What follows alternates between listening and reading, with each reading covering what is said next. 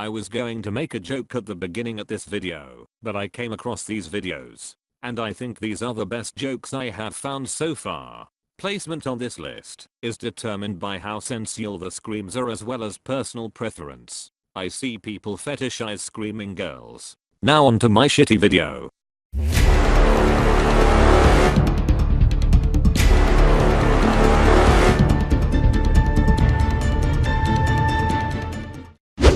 Quick disclaimer before I start the video. I don't know if you people know this, but I love Team Fortress 2. I know, shocker. But I must address that there will be some personal bias against Overwatch. That being said, I will try to remain as objective as possible, despite my utter lack of empathy for Overwatch as a game. Enjoy the rest of the video. Not a lot of games have taken off as quickly as Blizzard's new juggernaut. What is this nonsense? I can't believe I paid $6 for this! Quiet! This is the best part! That's it. I'm out of here. This video is the biggest load of hoo-ha I've ever seen. Why do you insist we watch this stupid thing? Am I the only one who understands the complexities of this ambitious cinematic masterpiece? This movie isn't stupid! You're stupid! Oh, Billy, why you gotta be like that? Overwatch is a team-based multiplayer first-person shooter game developed and published by Blizzard Entertainment. It was released on May 24, 2016 on Windows, PS4, and Xbox One. A spiritual successor of Blizzard's failed game titled Titan, which was cancelled in mid-development in 2014. The rules of the game are simple. 2 teams of 6 battle it out over an objective, depending on the game mode. The player can choose from 24 different heroes, which I will cover them later on. In arcade mode, you can choose between 4 game modes: Assault, Escort, Hybrid, combination of the 2, and Control. This is excluding all the extra game modes that are added during certain events. Since its release, Overwatch has received multiple Game of the Year awards. In this part of the video, I will be highlighting the dumbest arguments one could make against Overwatch, in hopes that people will stop using these arguments and use more constructive ones. 1. Overwatch is a Team Fortress 2 ripoff. As a TF2 fan myself, I hate hearing this argument. Not because it's repeated a lot, but because this argument is wrong. The stated definition of ripoff is a rob, cheat, or fraud. To copy or imitate blatantly or unscrupulously, keywords blatantly and wrong. As far as I'm concerned, Blizzard has not attempted to steal any assets. So it's not a ripoff. It was inspired by Team Fortress 2, as stated by the head developer. These are completely separate games, and should be treated as such. That doesn't mean you can't compare the two, just don't assume they are the same game. A real ripoff would be like the Chinese-made game Final Combat.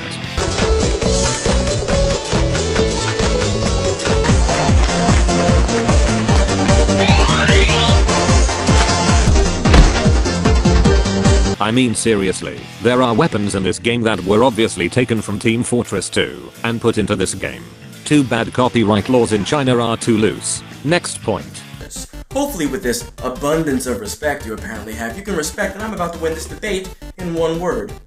Free. Team Fortress 2 is a free game with no hidden fees. The complete version of Overwatch is $60. This is probably the most laziest of the arguments. With the littlest amount of research and 2 seconds of Google searching, anyone can see that Team Fortress 2 was $29.99 before it went free to play in June 23, 2011, and was met with mixed reactions. The worth of a game does not dictate its quality. A game could be $60 and a piece of crap.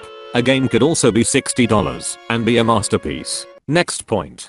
As fun as it may be to wreck shop with Reaper's Death Blossom, there's always gonna be a Widowmaker with Infrasight or someone else ready to counter it. More characters, more abilities means more opportunities to mess up the balance. And you see it already with tiering lists in competitive play. Tanks are just too OP right now. Reinhardt, Zarya, D.Va, Roadhog, all 4 of these tanks, all 4 dominating the top 2 tiers in competitive play. Flog pyros, danger shield snipers, half Zatachi soldiers, amputator medics, and so many more all throw off the balance in any TF2 match. So don't claim TF2 has everything balanced. Next point. The roster revealed at BlizzCon included men and women, sentient robots, and super intelligent gorillas. However, for all the apparent variety and diversity in the heroes Blizzard showed off at the game's debut, there wasn't much diversity to be seen in the body types represented by the female heroes. I don't think I need to go into further detail as to why this argument is bullshit. Next point. In Overwatch, the microtransactions give you a chance to maybe get what you want. It's all a lottery. Sure, every time you buy a loot box, that's a chance to get that skin that you wanted just so badly. You've been waiting for it since day one, but there's a pretty good chance you're gonna get one of those sprays you've already gotten 3 times before. Okay, I know for a fact MatPat, or whatever retarded writer he hired, did not do the littlest amount of research to make this video possible. TF2 has crates. These crates have anything from kill streak weapons to unusual cosmetics. You don't get to pick and choose which one you want. If that were true, then I would have gotten myself an unusual wingman with a Starstorm slumber effect and sell it for a nice profit on backpack.tf. At least Overwatch has a mechanic that lets you choose the skins you want. TF2 has been successful with this method, however. Regardless, this argument is an idiotic one, to make simply on the premise that it has nothing to do with the content of the game. 6. Overwatch is a shooting game for people who are bad at shooting games. I won't deny that Overwatch was made with a broader demographic in mind. No one should. Its simplistic mechanics allow for those who have never played such games get a grasp of it quickly. However, saying that such simplistic mechanics means that the players are bad shooters is nothing short of an ad hominem.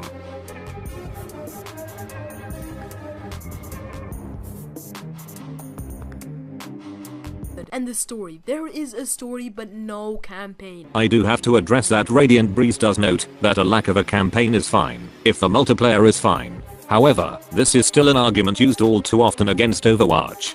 This would be a legitimate argument for some games, but Overwatch is not one of those games. Overwatch is a multiplayer game first and foremost. Campaign is not needed. I mean, the plot is fucking atrocious, but that's for another video. Well, that's all of the strawman arguments I can think of for Overwatch. Now time for TF2. I'm only doing this part to get rid of all illegitimate arguments that are brought up when a comparison between TF2 and Overwatch comes about. You'll know why by the next video. Stood, sure, but is now getting replaced. TF2 player numbers have been on the decline since October of 2014, according to Steam Charts data, and numbers since Overwatch's release in May have reached an all-time low for the game. So it looks like all those loyal gamers might be jumping ship. TF2 has had a stable player base since its launch. MatPat is purposefully using a small sample size to make his argument seem more valid. MatPat stated that after Overwatch's release, TF2 player numbers hit an all-time low. That is true, if you ignore April of 2013, where TF2 met its lowest player count of 71,706 players, while after Overwatch's release, the lowest it's gotten is 72,643. So no, Overwatch had no effect on the TF2 players count, except the increase of player in October 2016. But that was because of Team Fortress. Next point. End goal is always completing your objective, be it moving a vehicle across the map or defending a certain position. Team Fortress is also objective-based, but features things like kill-death ratios and rewards for dominating the enemy, stats and achievements that are directly tied to killing the opponent repeatedly. This makes it much less appealing to play as, say, a healer or other support character, since they're not as likely to get impressive numbers in those areas. Holy Jesus. What is that? What the fuck is that?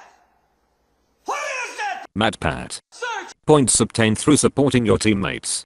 The developers of Overwatch have gone on record saying that they actively avoided including stats like that in the game for exactly that reason.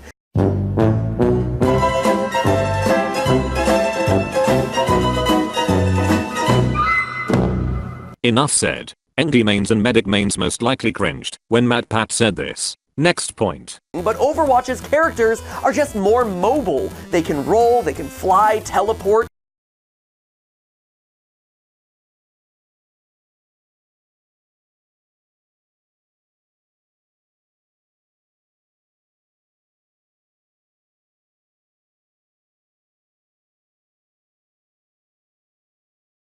Use grappling hooks.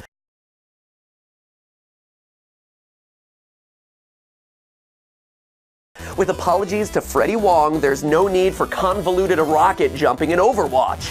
And the great thing is that this increased mobility means Overwatch's characters are much better equipped to use more of the levels, explore the verticality of those levels, and try out different strategies that TF2's more limited characters just don't have open to them. This is a load of bullshit. It gives off the impression that MatPat did not do the littlest bit of research before making this video. Many map designers have mobility and strategy in mind when developing maps. Also, rocket jumping isn't the only way to get around in TF2. Are you going to ignore the fact that TF2 has various methods of mobility, such as teleporters, grappling hooks, double jumping, strafing, sentry jumping, and sticky jumping? Those FNAF videos are getting to your head, Matt. Next point. And I wouldn't doubt the strength of the Overwatch community either, my friend. Cosplayers are out in force already. Blizzard is actively policing porn of these characters that's been popping up online. Porn of these characters, porn of these characters, porn of these characters. Компьютер вообще не включится никогда. Да я хочу тут кое-что сделать, подожди. Саша, Баб, ради бога, подожди. ничего делать не надо, надо выключить. Быстро! Надо выключить. Нет! Да. На обмеження Сашко реагує протестом. Did you really use porn as an argument? How does the porn the community make have any effect on the game as a whole? Ignoring the fact that Blizzard is actively policing porn. Not lately, of course, because even they can't stop it. The community's presence has no effect on Overwatch as a game other than feedback. And if you're going to use a porn argument, don't worry. TF2 also has plenty of that. Next point. Though you can't customize loadouts just yet, Overwatch's emphasis on characters countering other characters means that it's gonna stay fun for a whole lot longer. Because the core mechanic of the game is getting good with multiple characters and switching when the situation demands it. Spy vs Engie, Biro vs Spy, Heavy vs Sniper, Soilder, and Spy, Medic vs everyone, Engie vs Scout, you get the idea. Characters in TF2 counter other characters. It's been the reason why TF2 has had balanced gameplay, for the most part. Next point.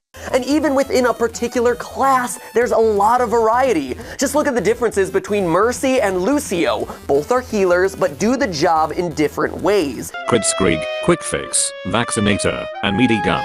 All are heal-based weaponry, but do the job differently. Same goes for practically every weapon variation in TF2. A total of 100 plus weapon choices. Again, MatPat, research. Next point. Gamers are more accepting than ever to play different characters. Overwatch embraces diversity. While the characters in TF2 may be from all across the world, outside of the Demo Man and maybe the Pyro, they're all white males. This is an argument made by the insecure and mentally ill. Diversity does not equal good gameplay. For that matter, diversity does not equal depth. As for the inclusivity deal, although I don't have accurate numbers on the demographics, I can assure you that women also play TF2. Next point. You say TF2 is more balanced, and yet Overwatch's smaller team size per match allows for more strategically constructed teams compared to the massive battles of TF2. Meet your match update. That is all. Well shit. That was an awful experience to run through. At least I had an excuse to mock MatPat's shitty research. But hey, that's just a theory. A half-assed, poorly researched, assumption-based, and profit-motivated theory. Thanks for watching. Now that I have covered many of the strawman arguments, we can now go into actually talking about why Overwatch is not what it's lived up to be. But that will come in part 2 of this video. Until next time, bye.